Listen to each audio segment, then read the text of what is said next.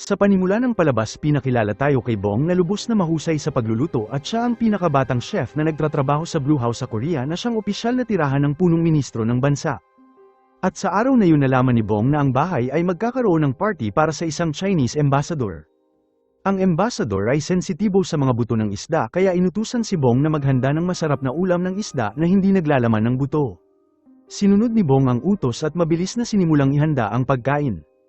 At sa pagsapit ng gabi ito ay inihanda sa ambassador ngunit sa kasamaang palad sa oras na kagati nito ang isda nakita nito ang isang hook at naglagay ito kay Bong sa isang seryosong problema habang ilang guard ang naghanap sa mansion upang mahanap siya.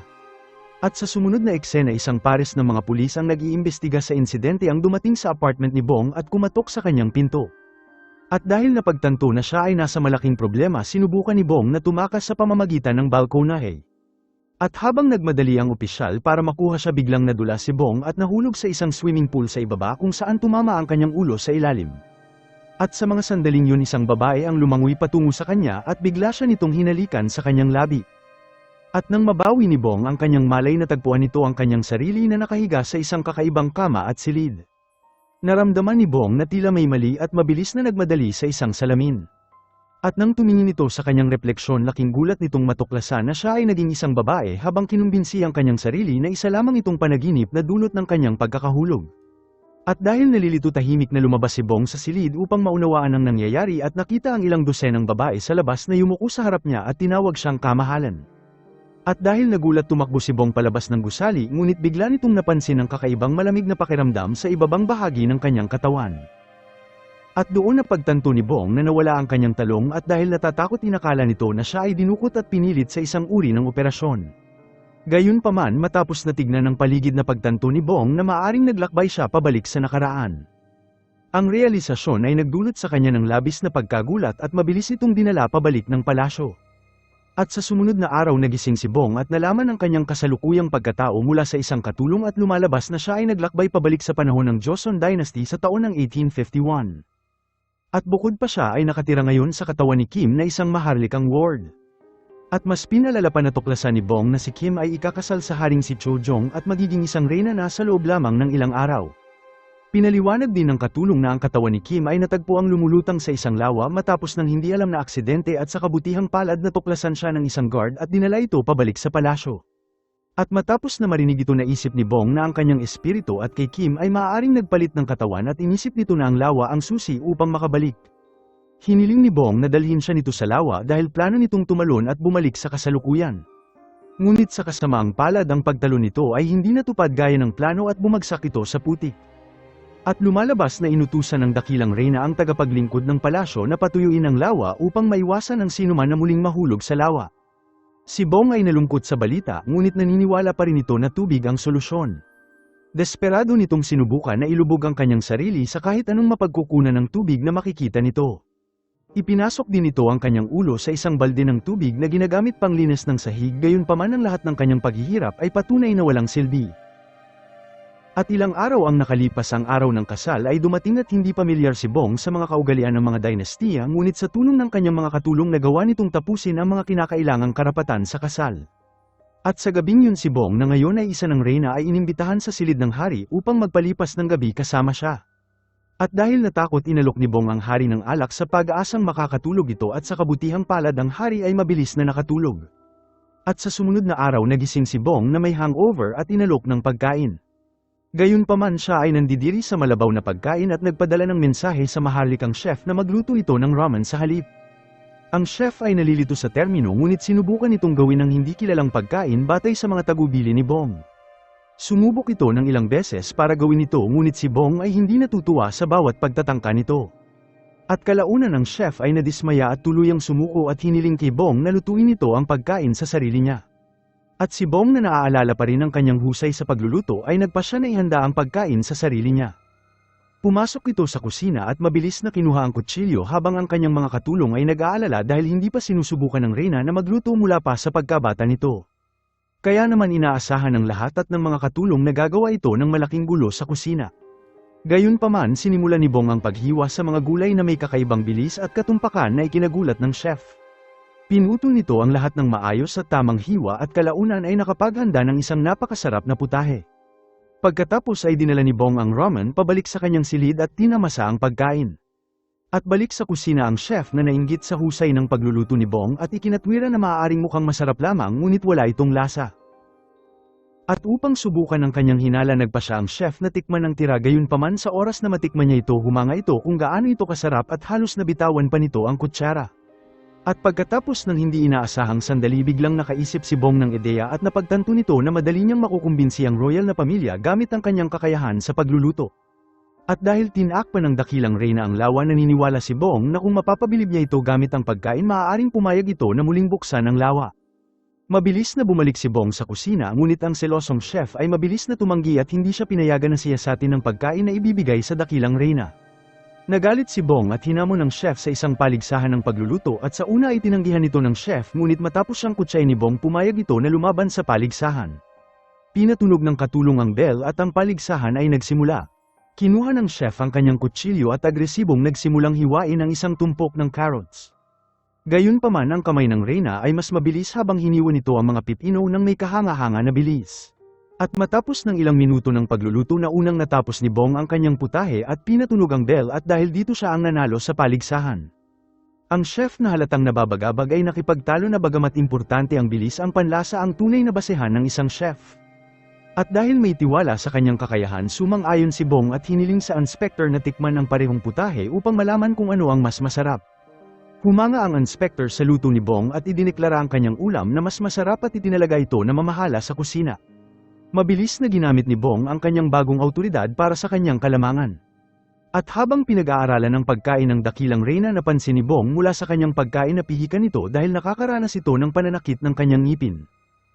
At dahil dito nagpa siya si Bong na maghanda ng ulam na may malambot na tekstura na madaling makakain ng reyna. Mabilis na nagtrabaho si Bong at nagsimulang maghanda ng isang lugaw na patatas. At sa una nagbuhos ito ng gatas sa isang palayok at idinagdag ang mga kinakailangan na sangkap at madalas itong tinitikman habang niluluto. At hindi nagtagal ang mga patatas ay dinagdag sa palayok at sa oras na handa na ang lahat ng ulam ay inihain na may manipis na harina sa ibabaw para sa malinis at maayos na presentasyon. Si Bong ay labis ang tuwa sa huling resulta at personal na ibinigay ito sa dakilang reyna. Labis na natuwa ang dakilang reyna sa kanyang pagkain ngunit itinuro na ang putahe ay hindi perpekto dahil malamig na itong dumating sa kanya. Ang pagbabago ng temperatura ay naging sanhi ng pagbuo ng mga lubak sa pagkain na bahagyang binago ang lasa ng pagkain. At bukod pa ang ilan sa lugaw ay natapon sa gilid ng plato na nakaapekto sa presentasyon.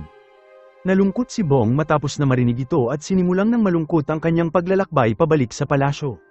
At habang nakasakay sa karwahe nagsimulang mag-isip si Bong sa ibang paraan upang maghatid ng pagkain sa dakilang reyna. At hindi nagtagal nakaisip ito ng magandang ideya habang nagtahi ito ng isang piraso ng tela at hiniling sa kanyang katulong na ihatid ang tela kasama ang ilang tagubilin sa mga inhinyero ng hari. At sa pagsunod sa mga utos ni Bong ang mga inhinyero ay gumawa ng isang espesyal na karwahe para sa paghahatid ng pagkain na may insulasyon sa lahat ng panig gamit ang tela. Samantala naghanda si Bong ng iba't ibang masasarap na pagkain at ipinahatid ito sa mga katulong gamit ang bagong disenyong karwahe.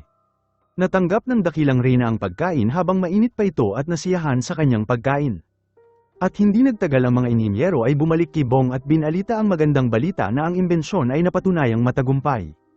At pagkalipas ng ilang araw ang hari ay nag-organisa ng isang malaking piging at inanyayahan ang mga kilalang tao mula sa buong bansa.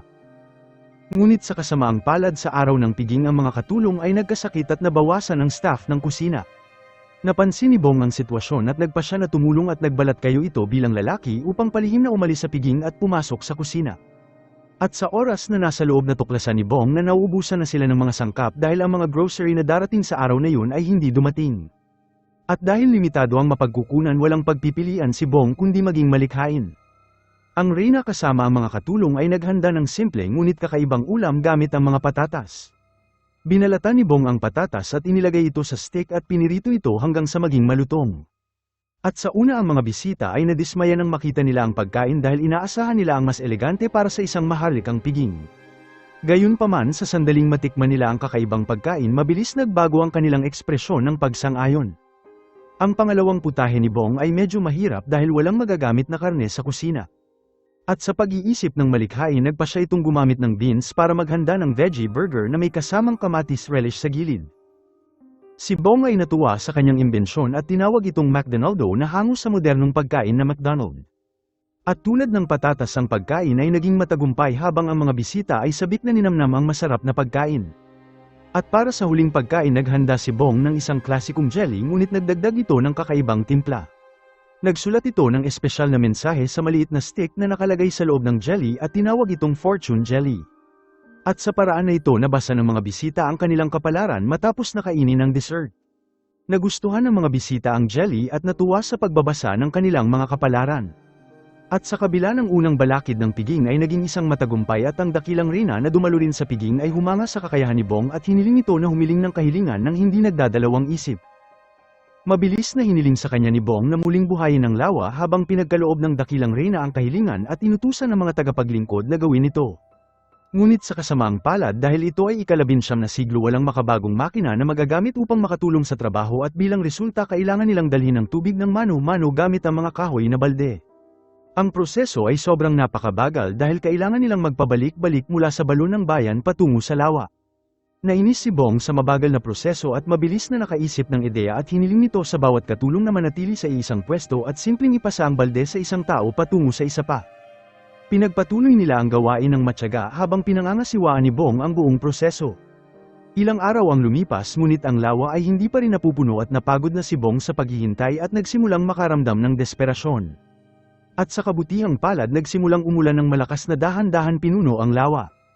Labis ang tuwa ni Bong sa biglaang pagbabago ng panahon at sumayaw ng masaya sa ilalim ng ulan. At ilang oras ang makalipas ang lawa ay napuno at si Bong ay naglakad sa baybayin kung saan isinulat nito ang kanyang pangalan sa bato. At pagkatapos nito tumalon ito sa lawa at tuluyang lumubog sa ilalim tulad ng ginawa nito sa umpisa ng palabas. At nang magising si Bong siya ay nagulat na makita ang kanyang sarili sa ospital kasama ang isang tulog na opisyal malapit sa kanya. Sinubukan itong tumakas ng tahimik ngunit nagising ang opisyal at isang habulan ang nagsimula. Nagawa ni Bong na makatakas ng ilang sandali ngunit dalawa pang opisyal ang lumitaw at na-corner siya. At sa desperasyon tumalon si Bong mula sa lugar at nagawang makatakas sa kanila. At habang tumatakbo sa kalye nagtungo ito sa isang publikong library at naghanap ng isang aklat ng kasaysayan. At doon nakita nito ang isang publikasyon tungkol sa Joseon Dynasty at napangiti at napagtanto na siya ngayon ay bahagi na ng kasaysayan. Gayunpaman ang kanyang paglalakbay sa mga alaala ay biglang naputol nang dumating ang mga opisyal na humahabol sa kanya. Muling sinubukan ni Bong na tumakas ngunit pinaliwanag ng opisyal na hindi sila nasa lugar upang arestuhin siya. At lumalabas na nagbago ang kasalukuyan dahil sa kanyang pag-time travel at ngayon sa halip na habulin ng mga pulis naroon talaga sila para protektahan siya. Si Bong ay naging isang whistleblower na nagbunyag sa isang mataas na opisyal dahil sa pagnanakaw nito.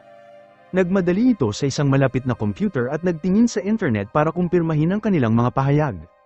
At hindi nagtagal na tuklasan nito na nagsasabi sila ng totoo dahil ang kasaysayan at kasalukuyan ay talagang nagbago. Ang pelikula ay nagtapos kung saan nakatayo si Bong sa isang kalye habang naghatid ito ng positibong mensahe tungkol sa isang maliit na pagbabago sa nakaraan ay kayang baguhin ang hinaharap. Maraming salamat sa panunood mga idol, love you all.